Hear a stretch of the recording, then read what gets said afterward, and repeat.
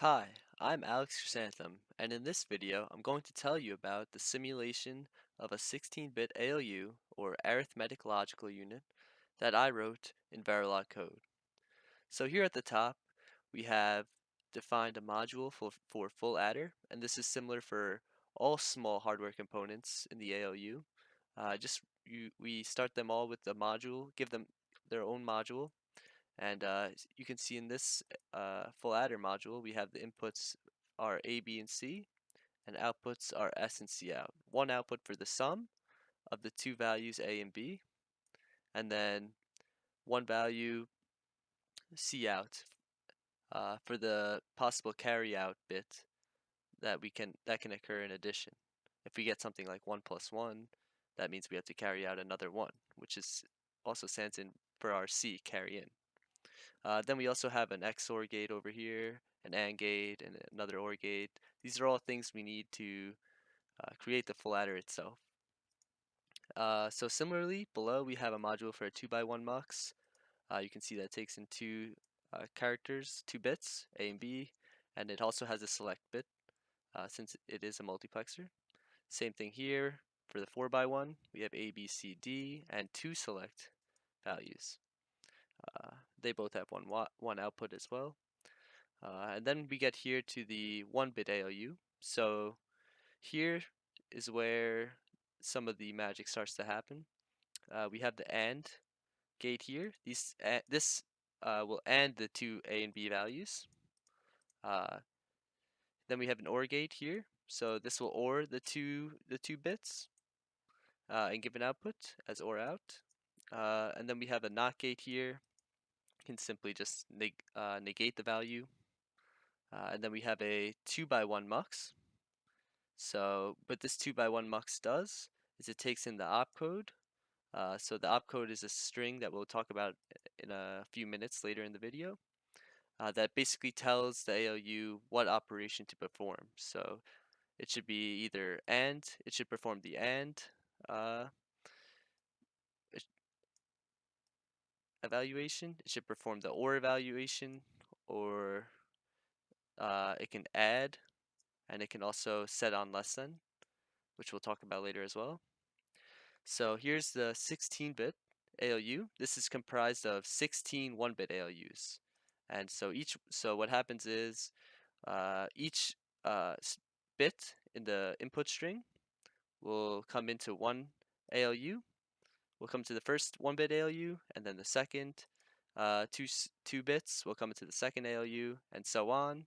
And this way we can trickle down all the carry-ins and carry-outs so that we get one final answer with our ALU. So let's take a look at another file here that I have. Okay, so this is our input file here. We have all the testing is done over here in this initial statement. So we have a hashtag 10 nanosecond delay before each input gets processed. Here we have our two input values, A and B.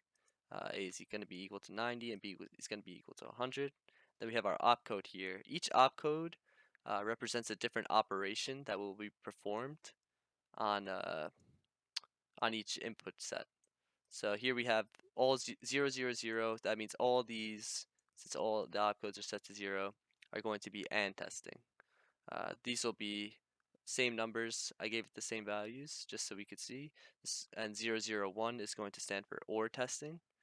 And then we'll have testing for add operation, testing for subtract operation, and testing for set on less than. And that'll basically just tell us is A less than B. Yeah, so that's basically this file. We just have a bunch of inputs here, and the next thing we can do is just run the program and see what happens. Okay, so here we have access to our terminal through PuTTY, and we're going to run the program. Just remember quickly that we have these 4 sets of values here: A equals 90, B equals 100, A equals 56, B equals 25, A equals 3, B equals 5, A equals 50, and B equals 33. we're going to be using this four set of numbers for each operation now.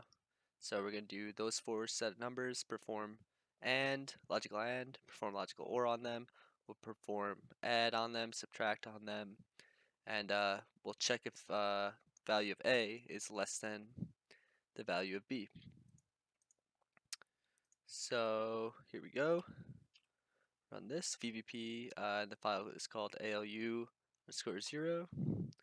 So here you can see at the 0 uh, part, the 0 line. This just means from 0 time. We have XXX says value A and B, XXX for everything. These are just the initial garbage values that are in our registers. We can basically just disregard them. It's just to show what happens when the program first runs. So once we get to 10 seconds in, 10 nanoseconds in, we have our number. We have our number here, our string for A, and this will be 90. And this B value over here is going to be equal to 100. You can double check those if you'd like. And then we'll go and perform the operation. So the opcode here, which stands for basically the operation that we'll perform, is 0, 0, 0. Therefore, we're performing an AND, logical AND. So if you see here, if you're counting 0, 1, 2, 3, 4, 5, 6, this will be the sixth index is 1. 1, 2, 0, 1, 2, 3, 4, 5. And the sixth index here is also 1.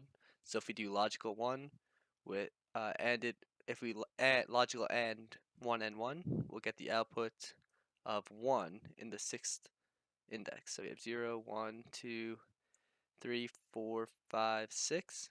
That is correct here. So and then it'll do it for each bit in the index. So this will be the final output for 90, logical and 100. And we can do that.